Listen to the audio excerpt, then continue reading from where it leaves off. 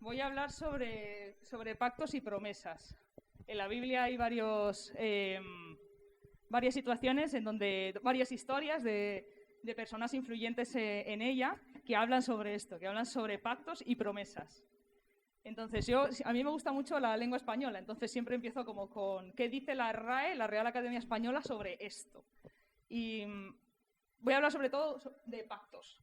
¿Qué es un pacto? Dice, es un acuerdo entre dos o más personas que obliga a ambas a cumplir una serie de condiciones. O sea, un pacto no es una cosa de una sola persona, es una cosa de dos o más personas. Hay una serie, bueno, en la sociedad, llevar a cabo pactos es algo común, es algo corriente. Por ejemplo, cuando tú vas a firmar la entrada de un piso, estás haciendo un pacto. Cuando tú te estás casando, estás haciendo un pacto. De hecho, hoy tenemos dos personas de la familia que se han casado. No están aquí, evidentemente, pero se han casado. Entonces, ese es un ejemplo a la familia, ¿no? Por ejemplo, cuando tú abres un negocio, también tenemos hermanos que son personas de negocios. Cuando tú firmas un negocio, estás haciendo un pacto también. En cierto modo, pues los pactos es como que dinamizan la sociedad, es algo socialmente establecido, regula en cierto modo la manera en la que nos comunicamos unos con los otros, nos relacionamos, ¿no? Incluso es momentos por ejemplo, de boda o de registro civil, cuando hay un bebé que nace, son motivo también son pactos felices, son pactos trascendentes, ¿no? Y llevan detrás una celebración. Es algo que se celebra, son pactos que se celebran. Entonces, como comentaba la RAE, que dice de dos o más personas, para llevar a cabo un pacto se necesita tener una relación entre dos o más personas. Crear una relación. Tú no puedes firmar un pacto contigo mismo. Jesús, Dios es el que decide, en este caso, hablar, mantener la relación con nosotros. Él lo decide así. La mantiene continuamente en figuras como, por ejemplo, Noé, Abraham, Moisés, David, y vamos a hablar de determinados pactos que hizo Dios con su pueblo. El pacto con Noé surge de una revelación, de una revelación se llama, cuando el pueblo se revela, de una revelación en contra del pueblo en contra de Dios. Lo indica en Génesis 6 del 5 al 8. Dice, el Señor vio la magnitud de la maldad humana en la tierra y que todo lo que la gente pensaba o imaginaba era siempre y totalmente malo. O sea, no había absolutamente nada en la sociedad bueno, en la sociedad de esa época, de la época de Noé. Entonces el Señor lamentó haber creado al ser humano y haberlo puesto sobre la tierra. O sea, el Señor lamentó que hubiera humanidad. Se le partió el corazón. Que el Señor no sabe, o sea, Dios es espíritu, pero me encanta como la Biblia, para ver cómo los sentimientos de él, las emociones, lo expresa de esa manera, ¿no? Se le partió el corazón, o sea, mayor dolor no puede haber, ¿no? Dice, entonces el Señor dijo, borraré sobre la faz de la tierra a esta raza humana. Lamento haberlos creado. Pero Noé encontró favor delante del Señor. Y dices, wow, qué Dios más combativo, qué Dios que quería acabar con la humanidad, ¿no?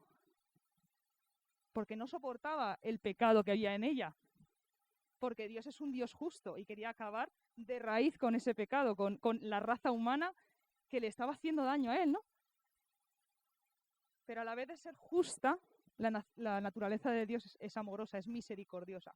Y él vio a Noé, al único justo, y cambió de opinión.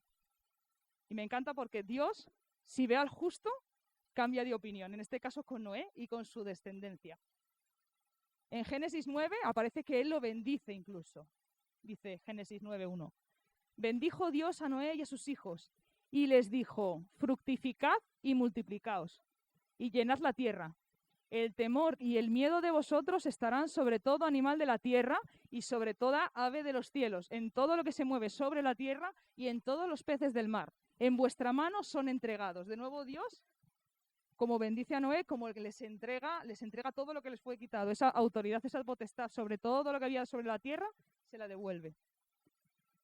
Versículo 9. He aquí, está seguido.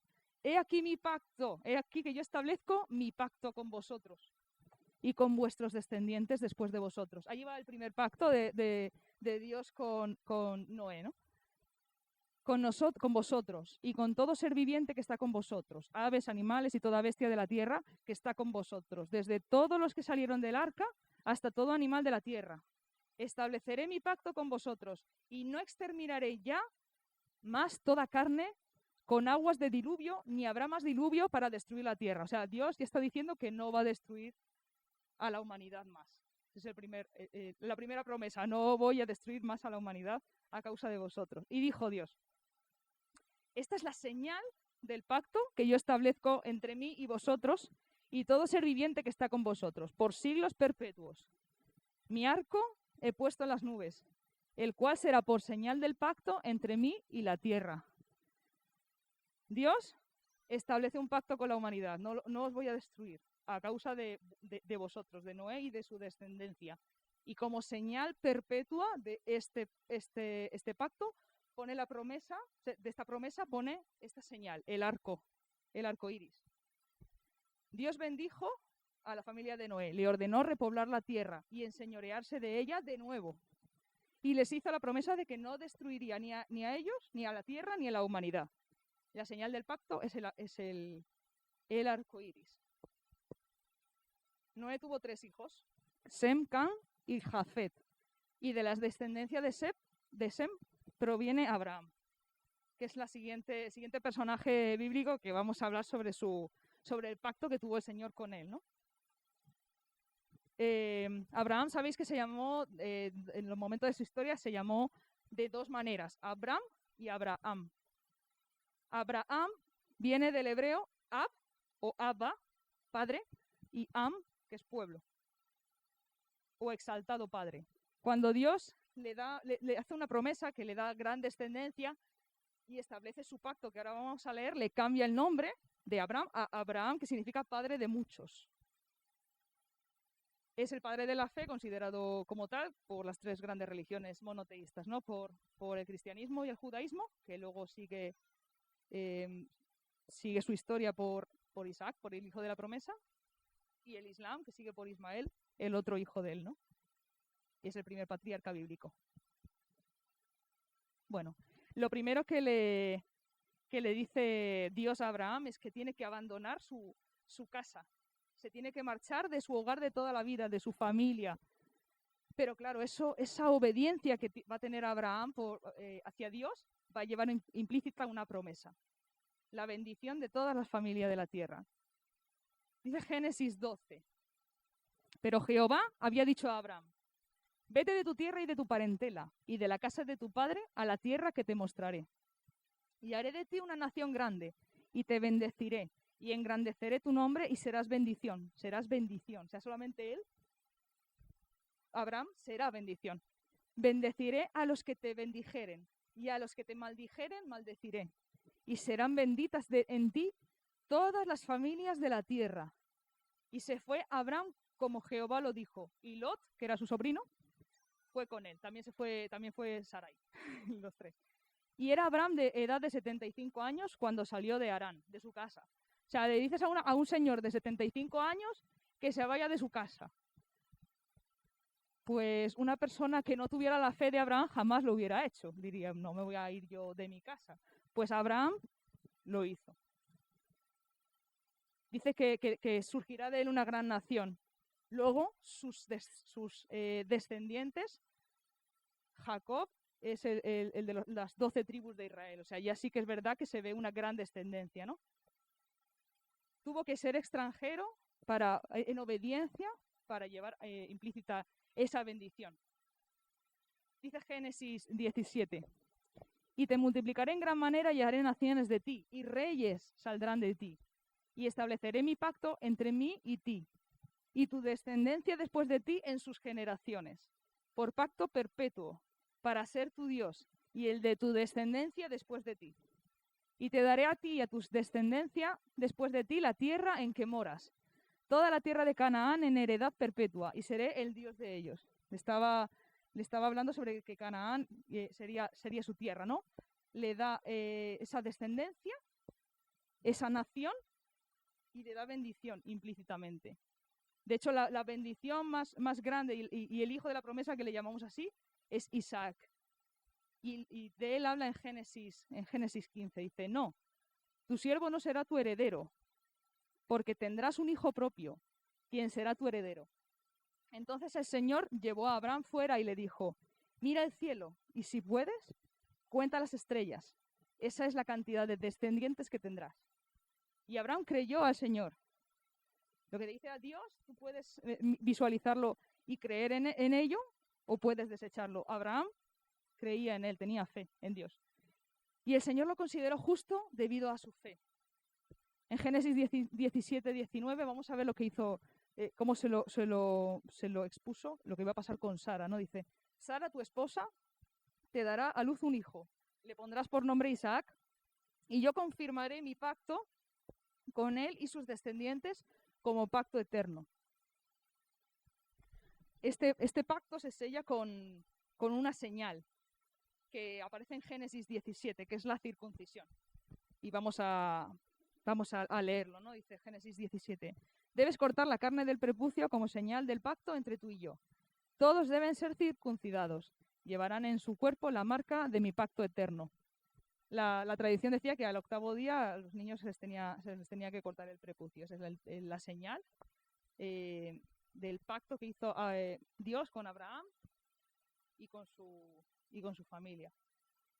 Luego el siguiente pacto que te aparece es el pacto con Moisés. A Moisés le muestra la ley, le muestra la manera en la que tiene que actuar el pueblo, los mandamientos, ¿no? Una serie de normas de convivencia. El arca del pacto es lo que representa la presencia de Dios. Era un pueblo itinerante.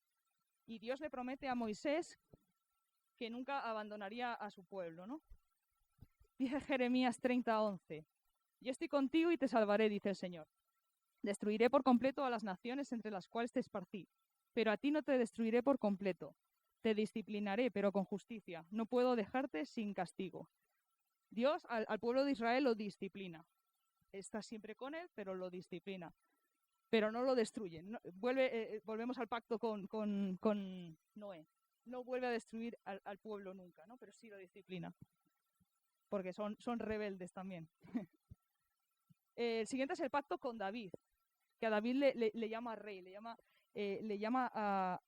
hace un pacto con él de paz, que lo dice en Ezequiel, dice, haré con ellos un pacto de paz, un pacto eterno.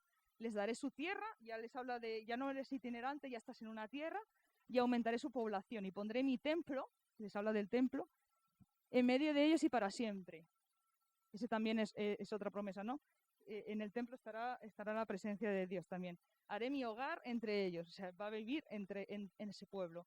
Yo seré su Dios y ellos serán mi pueblo. Y cuando mi templo esté en medio de ellos para siempre, las naciones sabrán que yo soy el Señor, quien hace santo a Israel.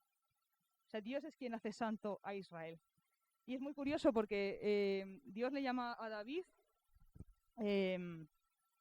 dice que es conforme a su corazón. Dice que es una persona conforme a su corazón. Y no sé si habla Dios de mucha gente así, que sea conforme a su corazón. Y es verdad que David cometió errores, pero es curioso cómo le dice, tú eres conforme a mi corazón, lo nombra en Primera de Samuel. Y luego a Jesús, es hijo de Dios, hijo de hombre, y se le conoce también como el hijo de David. Y desde ahí pasa, el linaje de Jesús parte también de David. El reinado terrenal que espera al príncipe de paz, ¿no? Que es Jesús. Y ya hemos terminado con la parte quizás cronológica, pero es verdad que nos hemos dejado una parte importante, ¿no? Que es la primera parte, que es Adán y Eva.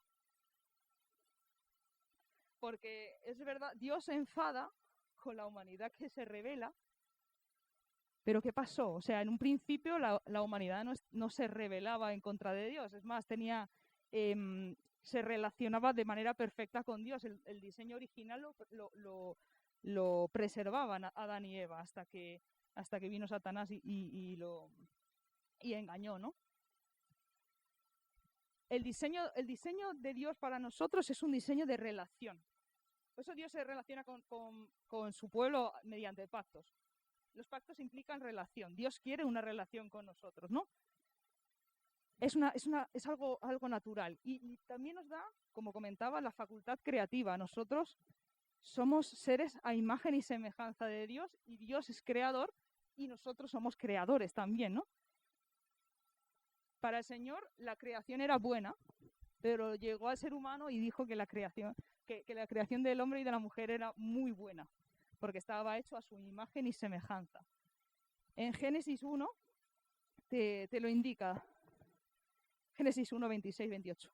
Dice, entonces Dios dijo, hagamos a los seres humanos a nuestra imagen, la Trinidad, se nombra aquí, para que sean como nosotros, a nuestra semejanza. Ellos reinarán sobre los peces del mar, las aves del cielo, los animales domésticos, todos los animales salvajes de la tierra y los animales pequeños que corren por el suelo. Así que Dios creó a los seres humanos a su propia imagen. A imagen de Dios los creó. Hombre y mujer los creó. Luego Dios los bendijo con las siguientes palabras. Sean fructíferos y multiplíquense. Llenen la tierra y gobiernen sobre ella. Reinen sobre los peces del mar, las aves del cielo y todos los animales que corren por el suelo. Como comentaba antes, ¿no? Vio Dios que era bueno, pues en Génesis 1:31 así lo dice. Entonces Dios miró todo lo que había hecho y vio que era muy bueno. Y pasó la tarde y llegó la mañana. Así se cumplió el sexto día. Es curioso porque Dios nos creó a imagen y semejanza. Dios es un Dios que tiene voluntad. Dios nos hizo con propia voluntad, con libre albedrío, con todo lo que ello implica. Adán y Eva se alejaron de la voluntad de Dios y se instauró el pecado. Al alejarse de él, al alejarse de Dios, se genera pecado, ¿no?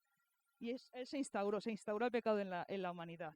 Y la humanidad se separó de Dios, se separó del diseño que él tenía. Ese pacto pasó de vivir en un diseño junto a Dios, en libertad, a dolor y muerte, debido a esa desobediencia y a ese engaño que llevó a cabo el ser humano, ¿no? Pero Dios siempre está pensando en una solución. Dios siempre está pensando en una solución y en Génesis ya nos la muestra, ¿no? En Génesis 3 nos la muestra. Dice, y pondré enemistad entre ti y la mujer, y entre tu simiente y la simiente tuya. Esta te herirá en la cabeza y tú le herirás en el calcañar, en el tobillo. O sea, ya estaba diciendo que Dios iba a aplastar la cabeza de la serpiente, ¿no? Iba a aplastar a Satanás. Entonces Dios, como vio que estábamos perdidos, una humanidad llena de pecado en la que esa relación no era posible porque estábamos completamente manchados, envió a Jesús. Envió a su Hijo aquí a la tierra, le dio propia voluntad, evidentemente tenía propia voluntad, y él decidió vivir de manera como el diseño original que era nuestro, ¿no? Vivir en una relación perfecta con el Padre también. Entonces, el último pacto, el pacto nuestro, es el pacto con Jesús, que es aquel que acaba con el pecado y restaura la relación con el Padre. De hecho, bueno, no solamente eso, Él nos da la vida eterna cuando creemos en Él. En Juan 5:24 lo indica, dice, de cierto os digo, el que oye mi palabra y cree al que me envió, tiene vida eterna y no vendrá a condenación. O sea, tienes vida eterna y no vas a condenación. Mas ha pasado de muerte a vida. Es como una nueva criatura totalmente. O sea, Dios empieza a verte con sus ojos, ya no más con los ojos de tu pecado, sino con los ojos como ve a Cristo, ¿no? Te ve a ti.